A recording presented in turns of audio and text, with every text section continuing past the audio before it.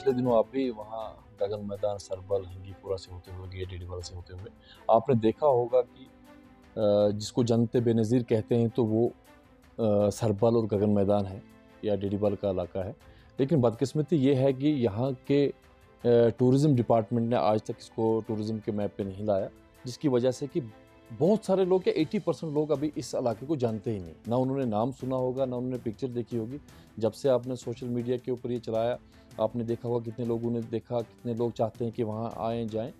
तो मेरी गुज़ारिश रहेगी आपके वसातत से, डायरेक्टर टूरिज़्म से, कि इसमें हमने डीडीवाल से शुरुआत इसकी करनी है। डीडीवाल इसका जो है वो पॉइंट वहाँ से स्टार्ट होता है, आगे फिर हबुल मंडू है, पांतार है, फिर सरबल है, फिर गगन मैदान है। गगन मैदान से ऊपर तोस मैदान भी है। तो मैं कहता हूँ कि एक बार ये टूरिज़्म के मैप पे आ जाए तो देश भर के लोग वहाँ आएंगे। पहलगाम, गुलमर्ग, सोनमर्ग, दूधपथरी, अच्छाबल, सब जगह को भूल जाएंगे लोग। लेकिन ये तब मुमकिन होगा जब टूरिज़्म डिपार्टमेंट अपना योगदान इसमें देगा। ये जो इलाका है डीडीवाल से लेके सरबल तक, ये एक खूबसूरत इलाका है। आपने देखा होगा, आपका पिछले दिनों आपका टूर भी रहा गगन मैदान से, सरबल से होते हुए डीडीवाल, हिंगीपुरा से।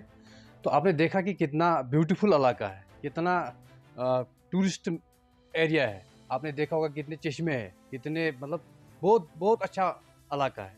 कि मैं गुजारिश करता हूँ एडमिनिस्ट्रेशन से, क्योंकि ये बदकिस्मती है कि इस इलाके की यहाँ एक टूरिज़्म मिनिस्टर भी रहा है, कि उस वजह से उस टूरिज़्म मिनिस्टर ने एक रास्ता भी उस इलाके के लिए नहीं बनाया। टूरिज़्म की तो बात ही नहीं है, ना कोई हट है, ना बैठने के लिए कहीं पे जगह है, ना कुछ है। टोटली कहीं पे काम नहीं हुआ है। अगर कुछ काम हुआ भी वो आगे पीछे हुआ है।